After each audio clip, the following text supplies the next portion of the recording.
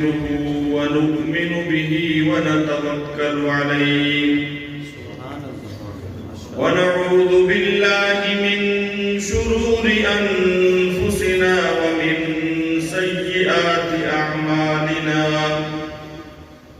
من يهده الله فلا مضل له ومن يضلله فلا هادي له ونشهد أن لا إله إلا الله وحده لا شريك له ونشهد أن سيدنا وسندنا وحبيبنا وحبيب ربنا وشفيعنا وطبيب قلوبنا ومولانا محمدا عبده ورسوله وصلى الله عليه وعلى آله وأصحابه وسلم تسليما كثيرا كثيرا أما بعد فأعوذ بالله من الشيطان الرجيم بسم الله الرحمن الرحيم ربنا وابعث فيهم رسولا منهم يتلو عليهم آياتك ويعلمهم الكتاب والحكمة ويزكيهم إنك أنت العزيز الحكيم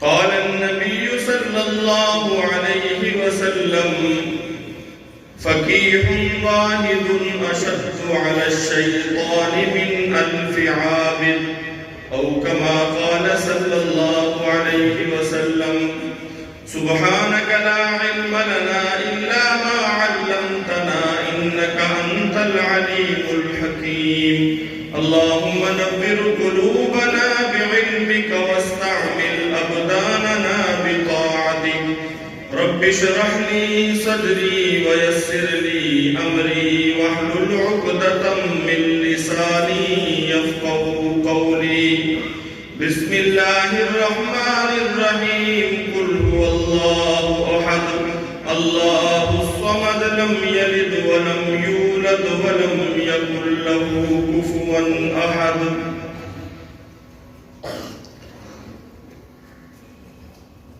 میرے واجب الاحترام علماء کرام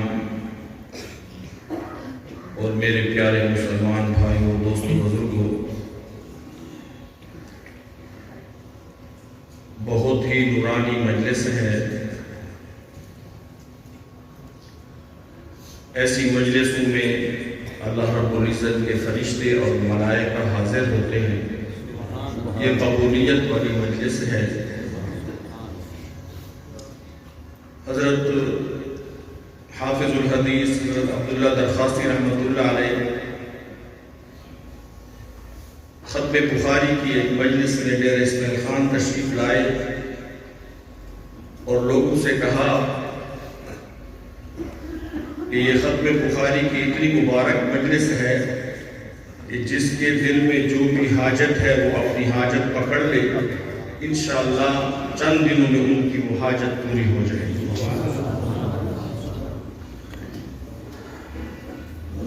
ایک آدمی نے مجھے خود بتایا کہ اس زمانے میں موٹر سائیکل بہت بڑی چیز تھی اور میرا موٹر سائیکل نہیں تھا تو میں نے دل میں حاجت پکڑی کہ اللہ مجھے ایک موٹر سائیکل دے دی تو کہتے ہیں کہ کوئی اسباب نہیں تھے اس دنیا کے اندر لیکن اللہ پاک نے 1-2 مہینے کے اندر مجھے سواری دے دی تو آپ خوش قسمت ہیں کہ ایسی مجلس میں آئے ہیں اللہ رب العزت کی طرف سے فرشتوں کو حکم ہوتا ہے کہ ایسی مجلس کو تلاش کریں اور جائیں اپنے نورانی پر ان کو اس پر بچھا دیں اور اس پر سکینہ نازل فرمائیں اللہ پاک ہم سب کا آنا اپنی بارگاہ میں قبول و منظور فرمائے اور اپنی رضا کا ذریعہ بنائے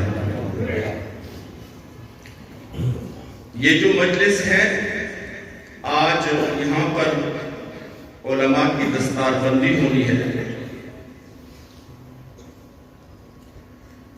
یقین جانیں اس دنیا کے وجود کے لیے جتنا علماء کا وجود ضروری ہے اور کسی چیز کا وجود ضروری نہیں. حدیث شریف میں آتا ہے لا تقوم الساعة حتى يقال اللہ اللہ اللہ، کہ اس وقت تک قیامت قائم نہیں ہوگی جب تک کہ اس کائنات، اس دھرتی میں ایک شخص بھی موجود ہوگا جو اللہ اللہ کہنے والا۔ یعنی کیا مطلب ہے کہ جب ایک شخص اللہ کی عبادت کرنے والا ہوگا ساری کائنات گمراہ ہو جائے گی۔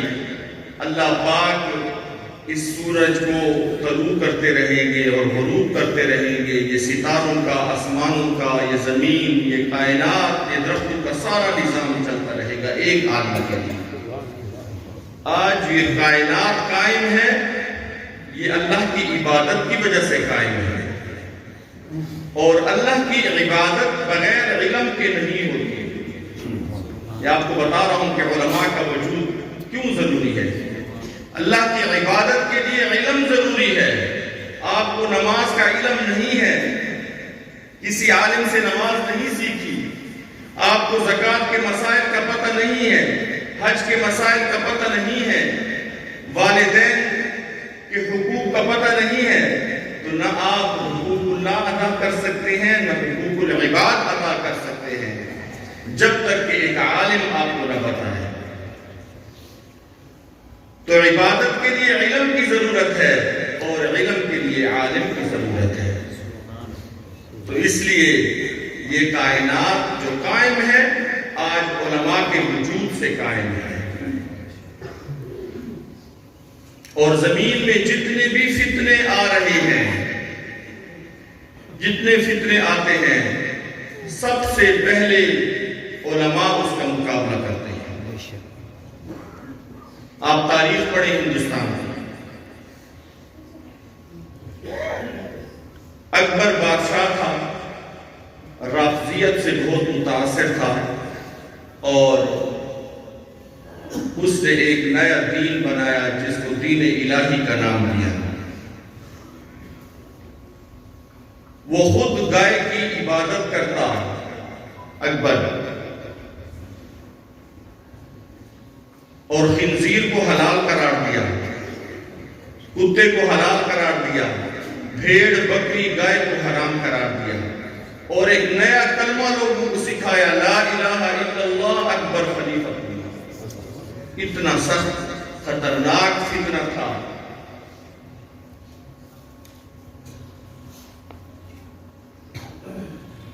لوگ جو ہے وہ بتوں کی عبادت، جو وہ کہتا تھا کہ جس دین میں جو بات اچھی ہے وہ لے لو، ایک مرغوبہ قسم کا دین اس نے بنایا، اور اس دین کا سب سے پہلے مقابلہ کس نے کیا؟ کسی یونیورسٹی کے پروفیسر یا ڈاکٹر نے نہیں کیا، کسی کالج کے پروفیسر نے نہیں کیا، بلکہ اس کا مقابلہ سب سے پہلے اس مرد درویش حضرت مجدد الفسانی شیخ احمد فاروقی سرہندی، اسی مسجد کے ننگے فرش پر اور چٹائیوں پر پڑھنے والے ایک درویش طالب علم اس کے مقابلے میں کھڑا۔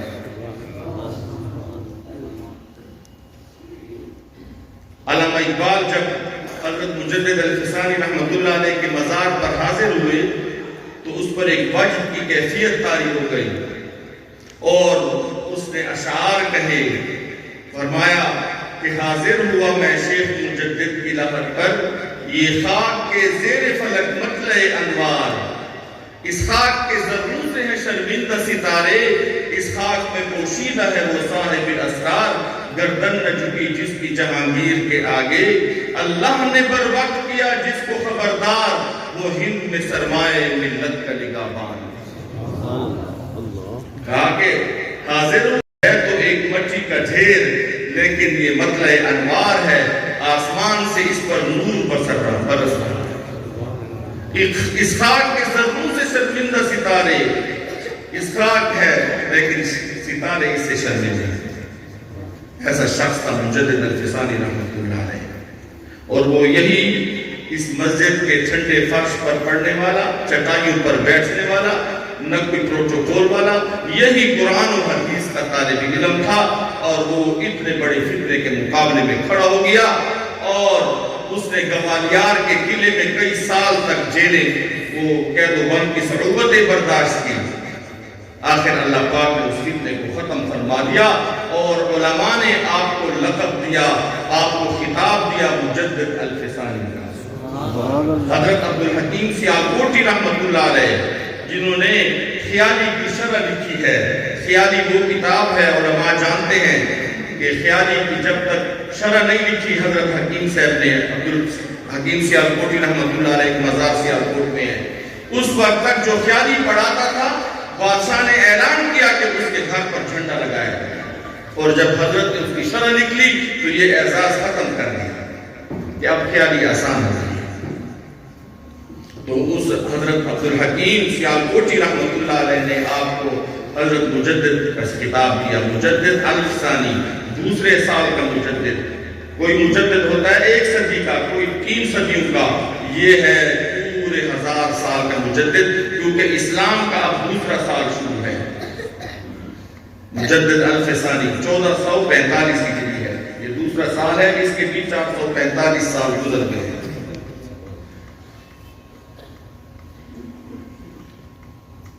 تو جو آیت مبارک میں نے آپ کے سامنے پڑھی، سورۃ بقرہ کی آیت ہے، اس میں اللہ رب العزت نے مدرسے کا نصاب بتایا ہے۔ اپنے حبیب کو کیا کہا کہ تو نے اپنے مدرسے میں یہ پڑھانا ہے، اپنے شاگرد صحابہ کو یہ پڑھانا ہے، یہ نصاب۔ آج لوگ کہتے ہیں نا کہ مدارس کا نصاب بدلو، ہمارا نصاب قرآن سے ہے۔ علماء انبیاء حضور علیہ السلام کے وارث ہیں، تو جو نصاب حضور کو ملا تھا وہی نصاب آج اشرف العلوم میں پڑھایا جاتا ہے، اشرف المدارس۔ اللہ پاک فرماتے ہیں ربنا وابعث فیہم رسولا منہم یتلو علیہم آیاتک ویعلمہم الکتاب والحکمہ ویزکیہم انک انت العزیز الحکیم۔ سیدنا ابراہیم علیہ السلام نے جب بیت اللہ شریف کی تعمیر کر رہے تھے تو چند دعائیں مانگی۔ پہلی دعا قبولیت کی مانگی اور بھی دعا مانگی، حج کے مناسک ہمیں سکھا دی، اور یہ دعا بھی مانگی۔ پہلی دعا قبولیت کی مانگی، اصل چیز قبولیت ہے۔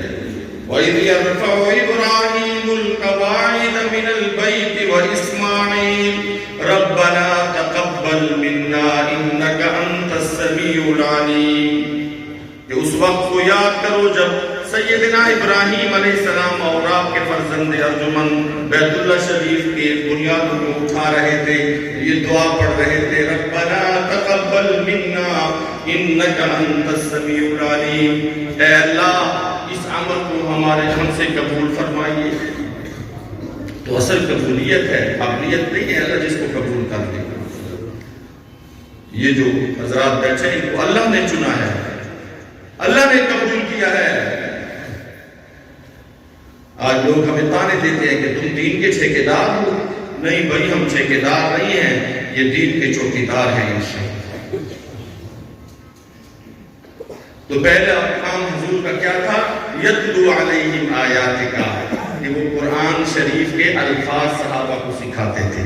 جس طرح اللہ کی طرف سے قرآن آیا، سیدنا جبرائیل علیہ السلام لائے، اسی لہجے پہ صحابہ کو سکھایا۔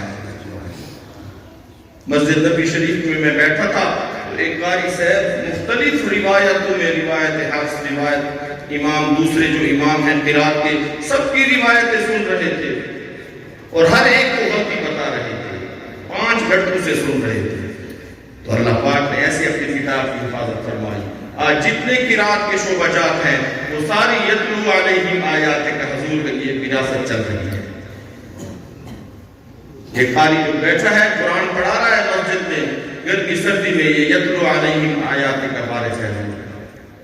وَيُعَلِّمُهُمُ الْكِتَابَ وَالْحِکْمَةَ، جس طرح قرآن کے الفاظ سکھائے صحابہ کو، اس طرح قرآن کی معانی اور تفسیر بھی حضور نے بتائی۔ کبھی کبھی ایک چھوٹی سی خدمت آدمی استادوں کی کر لیتا ہے، اور استاد اللہ والا ہوتا ہے، دعا کرتا ہے طالب علم کا بیڑا پار ہو جاتا ہے۔ مجھے اس پہ یاد آیا حضرت عبداللہ ابن عباس آپ کے چچا زاد بھائی ہیں، حضرت عباس کے بیٹے ہیں۔ حضور علیہ السلام قضاء حاجت کے لیے تشریف لے گئے تو حضرت عبداللہ ابن عباس بڑے ہوشیار تھے،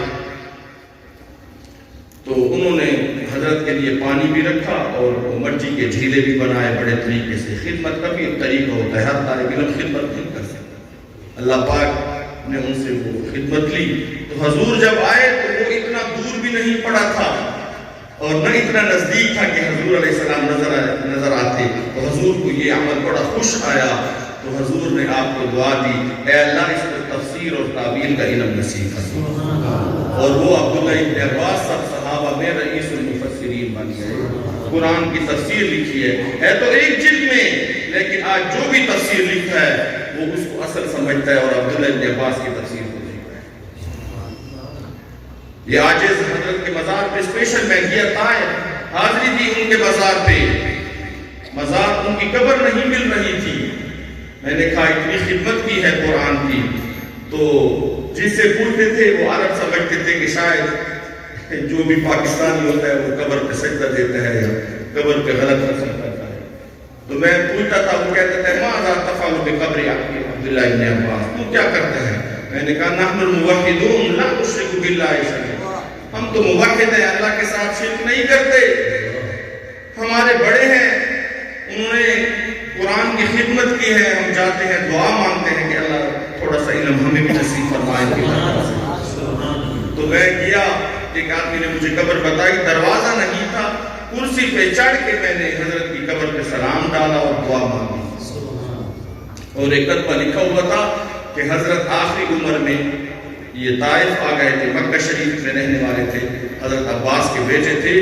اور جب آپ کا انتقال ہوا تو آپ کے کفن میں کوئی سفید پرندے آئے, کتبہ لکھا ہوا ہے ادھر قبر کے ساتھ, اور اس میں گھس گئے, دوبارہ نہیں نکلتے تھے. پھر اسی کے ساتھ ہی حضرت کو دفن کر دیا. وہ فرشتے تھے, اللہ کی نورانی مخلوق. تو صحابہ نے یہ خدمتیں کی ہے قرآن و حدیث میں. حضرت ابو ہریرہ رضی اللہ تعالیٰ عنہ کو دیکھیں, آج بخاری شریف, مسلم شریف, حدیث کی ساری کتابیں ان کے نام سے بھری ہوئی ہیں. اس کی وجہ کیا تھی؟ آج مدارس میں کہتے ہیں, اس کو انعام دیتے ہیں کہ فلاں طالب علم جو ہے یہ صاحب ترتیب ہے. تو سیدنا ابو ہریرہ رضی اللہ تعالیٰ عنہ, ابو ہریرہ ان کا نام نہیں تھا, ان کا نام عبد الرحمن تھا. تو ایک دن حضور علیہ السلام نے اس سے کہا, کیونکہ یہ ادھر بلی کا بچہ اپنے ساتھ رکھتا تھا, بلیوں سے محبت تھی, تو کہا یا ابا ہریرہ. تو اتنا اس کو اچھا لگا. صحابہ سے فرمایا آج کے بعد مجھے اپنے نام سے نہ بلاؤ, مجھے ابو ہریرہ کہو. آج لوگ ان کا نام نہیں جانتے, یا ابا ہریرہ, اے بلیوں والے. تو اس کے بعد ابو ہریرہ مشہور ہو گئے. اور وہ صاحب ترتیب طالب علم تھے. صوفہ کے اندر جو طلباء رہتے تھے 80 سے 70, ہر وقت حضور کے پاس اتنے طلباء رہتے تھے. 40 دن پڑھتے, 2 مہینے پڑھتے, حضور کریم صلی اللہ علیہ وسلم ان کی تشکیل کرتے کہ جاؤ فلاں بستی میں ان کو نماز سکھاؤ, ان کو زکوٰۃ کے مسائل بتاؤ, ان کو حج کے مسائل بتاؤ. تو سارے لوگ ادھر سیکھ کے جاتے اور بستیوں میں وہ لوگوں کو مسائل بتاتے. ایسے ترتیب تو نہیں تھی مدارس کی, کہ تو بعد میں اللہ رب العزت نے یہ ترتیبیں جاری کی ہیں اپنے دین کو قائم رکھنے کے لیے. تو جب بھی کوئی فتنے کھڑے ہوئے ہیں اس کا مقابلہ علماء نے کیا ہے. علماء سے نفرت نہ کرو. حدیث شریف میں آتا ہے کہ ایک صحابی نے فرمایا کہ یا رسول اللہ متی الساعۃ, قیامت کب قائم ہوگی؟ حضور علیہ السلام نے فرمایا کہ تو نے قیامت کے لیے کیا تیاری کی ہے؟ میں یا رسول اللہ تیاری تو نہیں کی, لیکن میں اللہ اور اس کے رسول سے محبت کرتا ہوں. میں نے بہت زیادہ نفل عبادات تو نہیں کی, فرائض تو ادا کرتا ہوں, لیکن میں نے نفلی عبادتیں نہیں کی, لیکن مجھے اللہ اور اس کے رسول سے محبت ہے. تو حضور علیہ السلام نے فرمایا جس کے ساتھ تمہیں محبت ہے قیامت کے دن بھی انہی کے ساتھ ہوگی. تو آپ ان علماء سے محبت کرو, یہی آپ کو انشاءاللہ قبر میں بھی فائدہ دے گی. حضرت مفتی زرور خان صاحب رحمۃ اللہ علیہ فرماتے ہیں کہ ایک دن رات کو سویا ہوا تھا,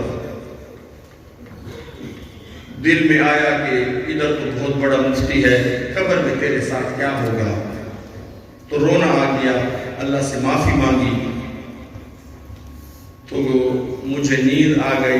نیند میں دیکھتا ہوں کہ میں اس دنیا سے چلا گیا ہوں, فوت ہو گیا ہوں. گھر والے مجھے غسل اور کفن دے رہے ہیں, اور میرا جنازہ پڑھ کے جب مجھے لحد میں رکھا گیا تو دیکھتا ہوں کہ ایک خوبصورت شکل کا آدمی ہے, میرا استقبال کے لیے کھڑا ہے. میں نے کہا بھائی تو کون ہے؟ فرمایا کہ میں اللہ کا قرآن ہوں، اللہ نے مجھے بھیجا ہے کہ جاؤ میرے مفتی صاحب کا استقبال کرو۔ ساری عمر اس نے ترجمہ اور تفسیر پڑھا۔ دوسری طرف دیکھتا ہوں اس سے بھی خوبصورت آدمی، میں نے کہا بھائی تو کون ہے؟ فرمایا کہ میں صبح کی نماز ہوں۔ حضرت صبح کی نماز بڑے اہتمام کے ساتھ پڑھتے تھے، میں نے ان کے پیچھے پڑھی ہے، دیواریں مفصل لمبی صورتیں پڑھتے تھے۔ آج تک تو یہ سنتیں بھی ختم ہو گئی، صبح کی نماز میں بھی اذا زلزل اور الحاقۃ التکاثر پڑھتے ہیں، لمبی لمبی صورتیں پڑھتے تھے۔ تو قبر میں کیا استقبال کر رہا ہے؟ اللہ کا قرآن استقبال کر رہا ہے یا صبح کی نماز استقبال کر رہی ہے؟ عبدالحق محدث دہلوی رحمہ اللہ بہت حدیث کی خدمت کی ہے، بہت دین کی خدمت کی ہے ہندوستان میں، بہت بڑے عالم گزرے ہیں۔ فرماتے ہیں کہ وَمَن يَعْمَلْ مِثْقَالَ ذَرَّةٍ خَيْرًا يَرَهُ وَمَن يَعْمَلْ مِثْقَالَ ذَرَّةٍ شَرًّا يَرَهُ، کہ جس نے رتی برابر بھی نیک عمل کیا ہوگا اس کو دیکھ لے گا، اور جس نے رتی برابر شر کیا ہوگا یرہ اس کو دیکھ لے گا۔ کس طرح دیکھے گا؟ فرمایا کہ قبر میں جب نیک آدمی کو رکھا جاتا ہے، اگر اس کا ایمان کے ساتھ انتقال ہوا ہے تو سب سے پہلے ایمان خوبصورت شکل میں اس کا انتظام ہے۔ اگر وہ 5 وقت نماز پڑھتا تھا تو خوبصورت شکل میں نماز کھڑی ہوگی۔ اگر وہ رمضان شریف کے روزے رکھتا تھا، صوم و صلاۃ کا پابند تھا، تو نیک عمل کو خوبصورت شکل دے کر چاروں طرف سے اسے نیک عمل گھیر لیں گے۔ وہ قبر بڑی مشکل جگہ ہے۔ اب قبر تنگ ہوگی لیکن قبر تنگ نہیں ہو سکتی۔ نماز ایک طرف سے کھڑی ہے، روزہ ایک طرف سے کھڑا ہے، حقوق العباد والدین کی خدمت ایک طرف سے کھڑی ہے، رشتہ داروں کی محبت صلہ رحمی ایک طرف سے کھڑی ہے، حلال مال کمایا حلال مال ایک طرف سے کھڑا ہے، اور لوگوں سے کے ساتھ جو بھلائیاں کی وہ قبر میں اس کو چاروں طرف سے گھیر لے گی۔ تو یہ ساری دنیا کا جو نظام ہے ریکارڈ ہو رہا ہے۔ ایک تو یہ کیمرے ہیں جو ریکارڈ کر رہے ہیں ظاہر شکل و صورت کو، اللہ کے کیمرے اندر کو، اس کی نیت کو بھی، ہماری نیت کو ریکارڈ کر رہے ہیں کہ کون کس نیت سے بیٹھا ہے، کون کس نیت سے اللہ کی عبادت کر رہا ہے۔ اندر سے بھی ریکارڈ ہوتا ہے، باہر سے بھی ہوتا ہے۔ تو ہمیں اپنے اندر کو بھی صاف کرنا چاہیے۔ میں نے بتایا نا کہ حضور علیہ السلام کو 4 شعبات دیے گئے، یتلو علیہم آیاتک وَيُعَلِّمُهُمُ الْكِتَابَ وَالْحِکْمَةَ، یہ مدرسے کے اندر پڑھایا جا رہا ہے۔ اور 4تھا شعبہ جو حضور کا تھا وہ یزکیہم، کہ وہ صحابہ کا تزکیہ کرتے تھے۔ دیکھو صحابہ کا تزکیہ ہوا نا، آخری حجۃ الوداع کے موقع پر حضور علیہ السلام کے صحابہ جو تھے، مدارج النبوت میں حضرت نے لکھا ہے کہ 1,24,000 صحابہ تھے۔ اور یہ بھی عجیب بات لکھی کہ ہر صحابی کے اندر ایک نبی کی صفت اللہ پاک لے آیا۔ انبیاء کی کم و بیش 1,24,000 اور صحابہ کی تعداد بھی 1,24,000۔ لیکن آپ مکہ شریف مدینہ میں جائیں، جنت البقیع میں، جنت المعلا قبرستان میں آپ جائیں تو ٹوٹل صحابہ 15,000 سے زیادہ نہیں ہوں گے۔ وہ 1,10,000 صحابہ ساری دنیا میں پھیل گئے، 10 تو 10 دریا بھی نہ چھوڑے، بحر ظلمات میں دوڑا دیے گھوڑے۔ آج جو ہم یہاں پر نیا میں کلمہ پڑھتے ہیں، یہ صحابہ کرام کی سبحان۔ تو حضور نے ان کا تزکیہ کیا۔ ہمارے علماء دیوبند اب وہ پرانے اسلاف ختم ہو گئے ہیں تقریباً۔ اس سے پہلے حضرت سید انور شاہ کشمیری رحمۃ اللہ علیہ کے شاگرد تھے، وہ ختم ہو گئے۔ پہلے شیخ الہند صاحب کے شاگرد تھے، وہ ختم ہو گئے۔ پھر حضرت انور شاہ صاحب کے، اب حسین احمد مدنی رحمۃ اللہ علیہ کے شاگرد اکا دکا پاکستان میں ہوں یا ہندوستان میں، وہ بھی ختم ہو رہے ہیں۔ ایک عالم ہوتا تھا، پورے علاقے کو سنبھالتا تھا، اس کا فتویٰ چلتا تھا۔